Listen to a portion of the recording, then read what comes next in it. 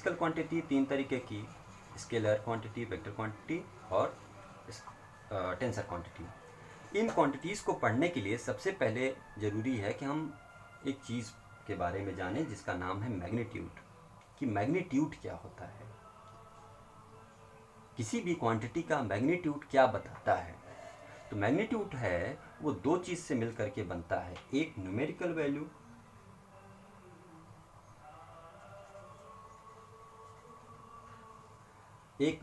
Value और दूसरा है यूनिट। सपोज ये एक एरिया है और ये एरिया है 100 मीटर स्क्वायर का। कितने का? 100 मीटर स्क्वायर। तो 100 जो है ये है इस एरिया की न्यूमेरिकल वैल्यू, और इस एरिया को जो बता रहा है, जो रिप्रेजेंट कर रहा है, वो है इसकी यूनिट। तो यूनिट और न्यूमेरिकल वैल्यू जब एक साथ मिलते हैं तो ये हमें मैग्नीट्यूड प्रोवाइड करते हैं किसी भी क्वांटिटी का, किसी भी फिजिकल क्वांटिटी का। तो यहाँ पे एरिया जो एक फिजिकल क्वांटिटी है वो उसका जो मैग्नीट्यूड है वो 100 मीटर स्क्वायर है, जिसमें 100 जो है वो उसकी न्यूमेरिकल वैल्यू है और जो मीटर स्क्वायर है वो उसकी यूनिट है।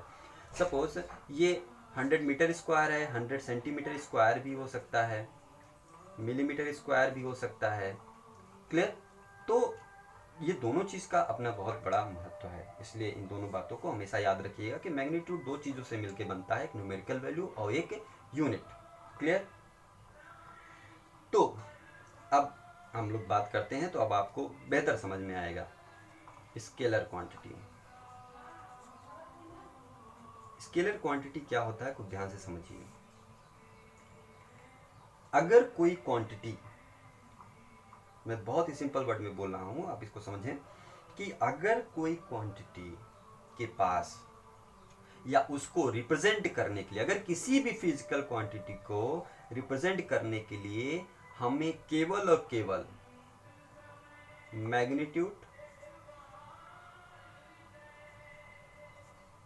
मैग्नीट्यूड की ज़रूरत हो, केवल और केवल मैग्नीट्यूड की ज़रूरत हो, तो हम कहेंगे कि वो क्वांटिटी जो है स्केलर क्वांटिटी है। और किसी भी चीज़ की हमको ज़रूरत नहीं है, यानी हमें डायरेक्शन की बिल्कुल भी ज़रूरत नहीं है, हमें केवल और केवल किसकी ज़रूरत है?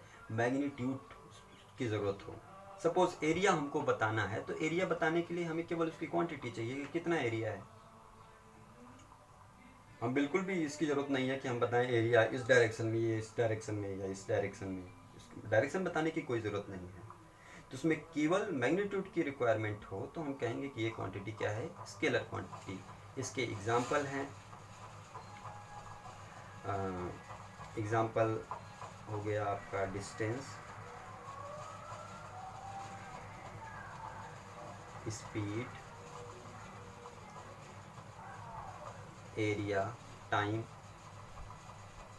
Volume, etc। Heat, energy, work, ये सब के सब क्या हैं? स्केलर क्वांटिटी हैं। ठीक? तो अब जब कभी भी हम डिस्टेंस या डिस्प्लेसमेंट या स्पीड या वेलोसिटी या फोर्स या एक्सेलरेशन, इन सब की जब हम बात करेंगे तो वहाँ पे हम आपको बताएंगे कि ये एक स्केलर क्वांटिटी है, ये एक वेक्टर क्वांटिटी है। उस समय आपको ये बिल्कुल भी ध्यान होना चाहिए कि स्केलर क्वांटिटी है, इसका मतलब क्या है कि इसके पास डायरेक्शन नहीं है, इसके पास केवल और केवल मैग्नीट्यूड है। क्लियर? तो अब जब कभी भी स्केलर क्वांटिटी आपके सामने आएगा तो आपके दिमाग में तुरंत स्ट्राइक करना चाहिए कि यहाँ पे केवल और केवल मैग्नीट्यूड से मतलब है, direction of the physical quantity is not required for the representation. Okay? अब दूसरी क्वांटिटी है वेक्टर क्वांटिटी। वेक्टर क्वांटिटी ऐसी क्वांटिटी जिसको रिप्रेजेंट करने के लिए मैग्नीट्यूड प्लस डायरेक्शन दोनों की ज़रूरत हो, उसे हम कहेंगे वेक्टर क्वांटिटी। फिर ध्यान से समझिए, अगर किसी फिजिकल क्वांटिटी को रिप्रेजेंट करने के लिए हमें मैग्नीट्यूड और डायरेक्शन दोनों की ज़रूरत हो तो हम कहेंगे कि ये क्वांटिटी एक वेक्टर क्वांटिटी है। क्लियर? ये जो डेफिनेशन आपको बुक में मिलता है वो थोड़ा सा अधूरा है, ये एकदम सही बात है कि मैग्नीट्यूड प्लस डायरेक्शन हमें दोनों होना चाहिए। इसके साथ साथ एक चीज और होना चाहिए, वो ये है also follow the laws of vector. ठीक, अगर कोई फिजिकल क्वांटिटी मैग्नीट्यूड डायरेक्शन दोनों रखती है प्लस वो वेक्टर के लॉस को भी फॉलो करती है, तब जा कर के हम कहेंगे कि ये वेक्टर क्वांटिटी है। क्योंकि ऐसी भी क्वांटिटीज हैं जिनके पास मैग्नीट्यूड भी है, डायरेक्शन भी है, लेकिन वो वेक्टर क्वांटिटी की तरह बिहेव नहीं करती। उनका जो बिहेव होता है वो एक स्केलर क्वांटिटी की तरह होती हैं। For example current, clear. तो ये याद रखिएगा कि वेक्टर क्वांटिटी की जब हम बात करेंगे तो हमारे दिमाग में तुरंत ये बात आनी चाहिए कि ये जो फिजिकल क्वांटिटी है ये डायरेक्शन है, इसके पास मैग्नीट्यूड है और ये वेक्टर के लॉस को भी फॉलो करती है, इसलिए ये वेक्टर क्वांटिटी है। तो अगर कोई भी फिजिकल क्वांटिटी मैग्नीट्यूड रखती है, डायरेक्शन रखती है और वेक्टर लॉ को भी फॉलो करती है, तो ये एक वेक्टर क्वांटिटी में कंसीडर की जाएगी। क्लियर। लेकिन अगर कोई, अच्छा इसका एग्जांपल देख लीजिए, displacement,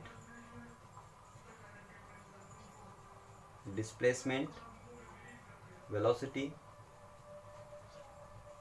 acceleration, force, etc.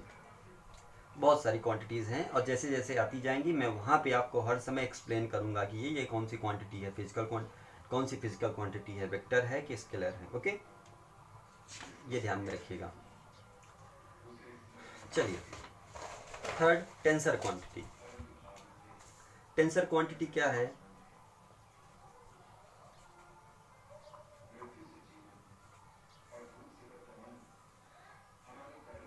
Tensor quantity क्या है, ध्यान समझिए। ऐसी फिजिकल क्वांटिटी जिसको रिप्रेजेंट करने के लिए हमें मैग्नीट्यूड और डायरेक्शन दोनों चाहिए। पहला पॉइंट क्या है? मैग्नीट्यूड और डायरेक्शन दोनों चाहिए, लेकिन इसके साथ कंडीशन हो कि ये जो फिजिकल क्वांटिटी हो does not follow laws of vector. तो ऐसी क्वांटिटी जिसके पास मैग्नीट्यूड भी हो, डायरेक्शन भी हो, लेकिन ये वेक्टर के लॉस को फॉलो नहीं करती हो, उसे हम कहेंगे टेंसर क्वांटिटी। आप हमेशा इस चीज को याद रखेंगे। क्लियर है? समझ में आ गया ना? ये वेक्टर के लॉस को फॉलो करेगी या नहीं करेगी, इसका क्या मतलब है? जो चीज वेक्टर के लॉस को फॉलो करेगा उसका जो सम होगा, जो सब्सट्रैक्शन होगा, जो मल्टीप्लिकेशन होगा, वो सब कुछ वेक्टर के नियम के अंतर्गत होगा। क्लियर? लेकिन जो टेंसर क्वांटिटी होती है, या टेंसर क्वांटिटी या स्केलर क्वांटिटी, इनका जो कैलकुलेशन होता है वो बिल्कुल एल्जेब्रिक सम के बराबर होता है। इनका सम करना है तो एल्जेब्रिक सम की तरह, सब्सट्रैक्शन करना है तो एल्जेब्रिक सम की तरह। क्लियर? ये बिल्कुल उसी तरीके से सॉल्व होते हैं, उसी तरीके से इनको सॉल्व किया जाता है। क्लियर? तो ये बात आप याद रखेंगे। तो स्केलर क्वांटिटी को हम क्या करेंगे, सीधे सीधे जैसे जैसे हम एल्जेब्रिक सम या एल्जेब्रिक कैलकुलेशन करते हैं उसी के आधार पे हम टेंसर क्वांटिटी और स्केलर क्वांटिटी का कैलकुलेशन करेंगे। लेकिन वेक्टर क्वांटिटी में को हम वेक्टर के लॉस के अकॉर्डिंग करेंगे, जो कि ट्रायंगल लॉ है, पैरेललोग्राम लॉ है। ठीक, उसके आधार पर हम उसको सब्सट्रैक्ट या ऐड करेंगे। क्लियर? ये बात आपको एकदम ध्यान रखनी चाहिए। Okay, thank you.